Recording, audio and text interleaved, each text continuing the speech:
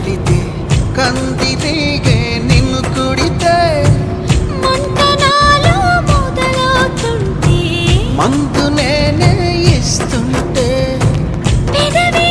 గిలిపై పైన పూస్తే బాధ తగ్గి బాగుంది అంటూ హాయిగా కనులే మూస్తే ఏదేదో చెయ్యమాకు ఆడనీడ నన్నేదో చెయ్యమాకు అందగాడ